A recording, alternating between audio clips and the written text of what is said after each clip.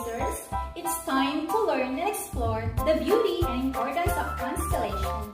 I am Desiree P. Briones, your starry guide teacher from Makabaklay Elementary School, Bungabon District.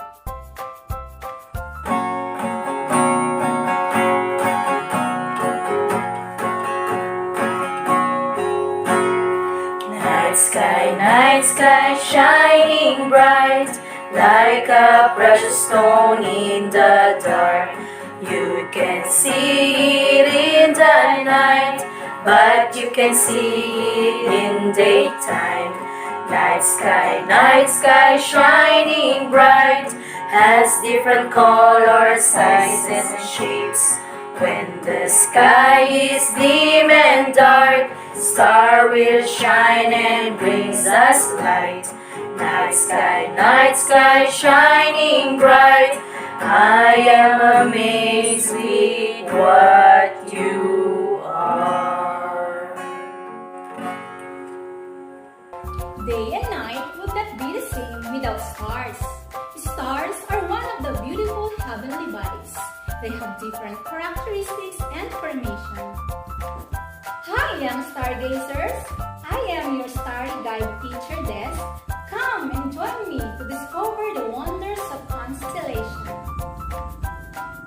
Before we start, let us have a short review about the star. What is a star? A star is a fixed luminous point in the night sky which is large, remote, incandescent body like the sun. Let me show you a short story of two sisters talking about stars. Anna and Elsa are siblings. They are watching the stars using their telescope. Anna, what do you see in the sky at night? I see stars. What do you notice about the stars? There are different sizes, shape, and color. I am wondering how big the star is. The star is really big. They only look like a small dust because they were from afar. If you are ready, my dear sister, let us enter the door of I-Star Magic Box.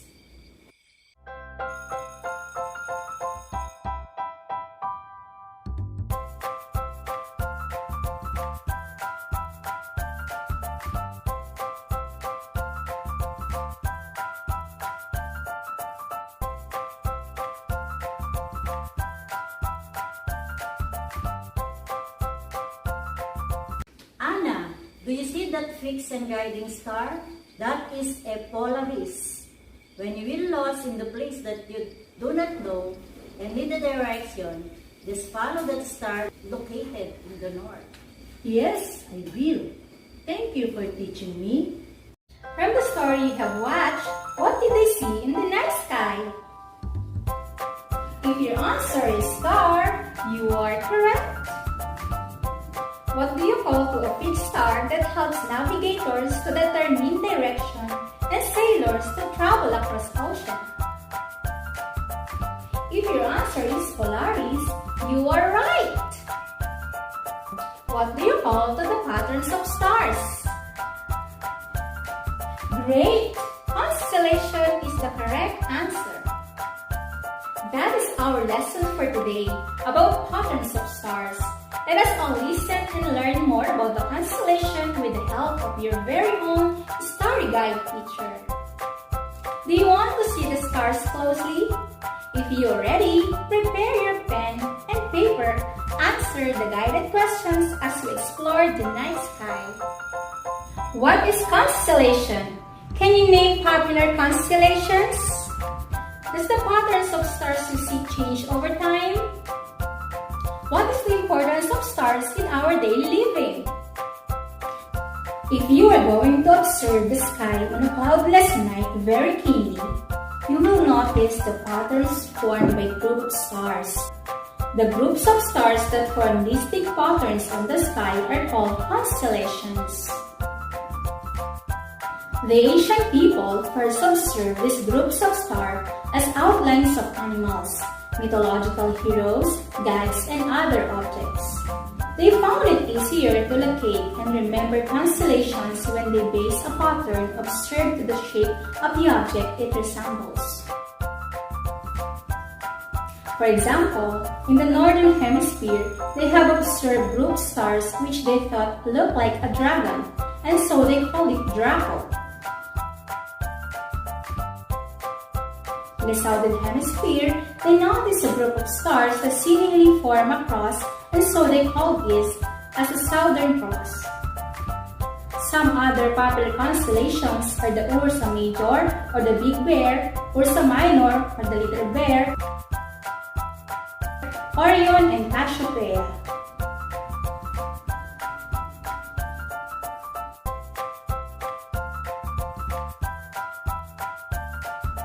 The International Astronomical Union, or IAU, made a list of the official modern constellations. Did you know that there are already 88 constellations on the list? And many of these constellations were discovered by the ancient Greeks. Ursa Major resembles a big bear, and it's the third largest constellation in the night sky. It includes the Big Dipper, which is composed of the 7 stars Alkaid, Alcor, and Mizar, Epirus 1, Alioth, Megrez, Phecda, Merope, and Dove. Ursa Minor or the Little Bear contains a group of stars known as the Little Dipper. The handle of the dipper serves as the little bear's tail, and the most dipper's cup is the bear's thigh. The most famous in-star Ursa Minor is the Polaris. It is also called the North Star since its position always points to the Earth's North Pole. The Big Dipper and Small Dipper are not constellations but are asterisms. An asterism is a part of a constellation that represents another object within the pattern. Some constellations are named after Greek mythology legends. 2 of them are Cassiopeia, the Queen, and Orion, the Hunter. Cassiopeia represents the Queen Cassiopeia of the mythical kingdom Ethiopia. Let us count how many stars does Cassiopeia have. 1, 2, 3, 4, 5. And it formed with the letter. If your answer is W, you are right. Orion is one of the most recognizable constellations in the night sky and visible throughout the world. 3 of its stars form its belt. Orion's belt is also an asterism. On Orion's right shoulder is a red supergiant star called Betelgeuse. A bluish-white star called Rigel is found on Orion's left knee. Are all stars the same? Stars are not all the same. The nearest star to us is the Sun. The star we see in the night sky range from smaller dwarf stars like our Sun to red giants that are 30 to 100 times the size of the Sun. Why do stars twinkle? Stars are not actually twinkling. The light from a star races through our atmosphere. It bounces and bumps through different layers. Bending of the light changes too, which causes the star's appearance to twinkle. Can we see the stars during the day? Why or why not? Stars glow during the day, but we can't see them because of the glare of sunlight. In the daytime, we see the sun shine. Our sun is a very bright star. The sun's bright light blocks out other stars. Next, the polar constellation. There are some constellations that can be seen only during certain seasons of the year. These are called North Polar constellations and South Polar constellations. The constellations nearest the center of the circle can be seen throughout the year. Constellations in the zodiac. The zodiac is an imaginary belt or path in the heavens that includes the path of the planets. The zodiac contains 12 constellations. They are the Aquarius, Aries, Cancer, Capricorn, Gemini, Leo, Libra, Pisces, Sagittarius, Scorpio, Taurus, and Virgo. Each constellation is represented by a sign or symbol as shown in the illustration. Movement of stars. Why do constellations seem to be fixed or permanent? Do stars move? Stars move just like all the other bodies in the universe. Galaxies or groups of billions of stars are also in constant motion in space.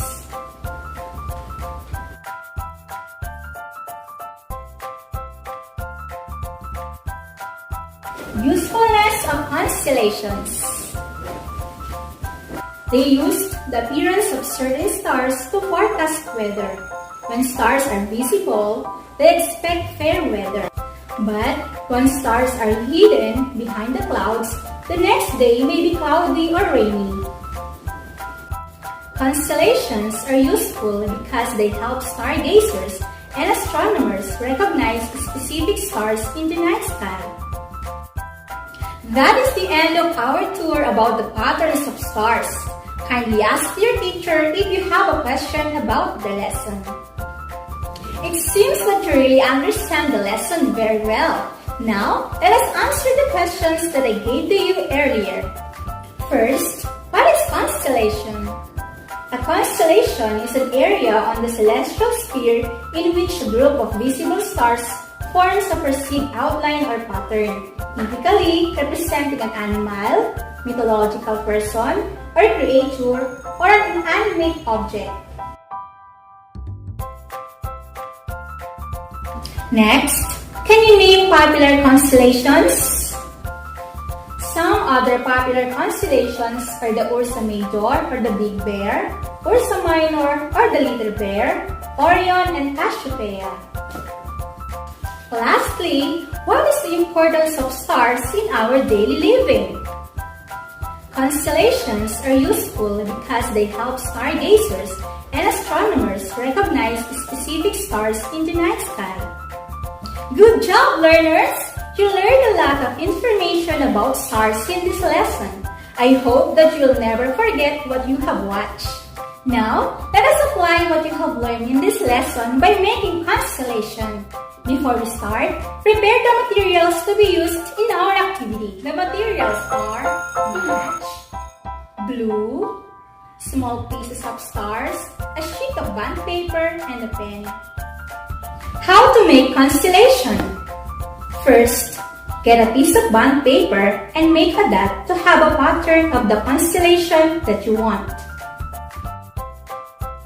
Second, cut a piece of star. You can use any type of paper in cutting a star.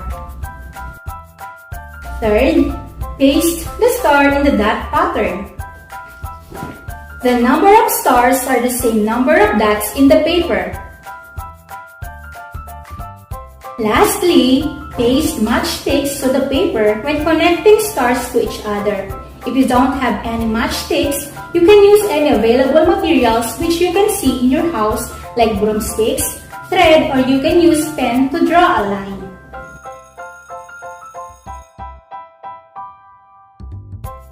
Now, let us have a short quiz about the patterns of stars.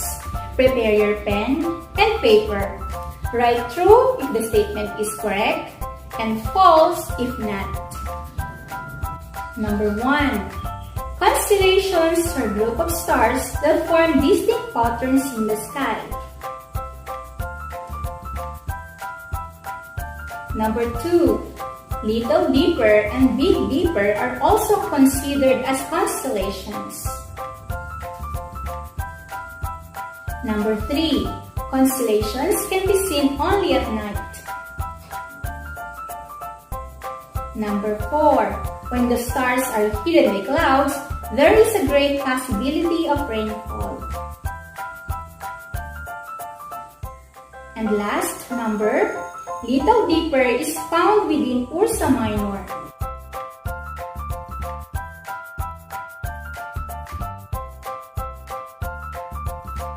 Let us check your answers.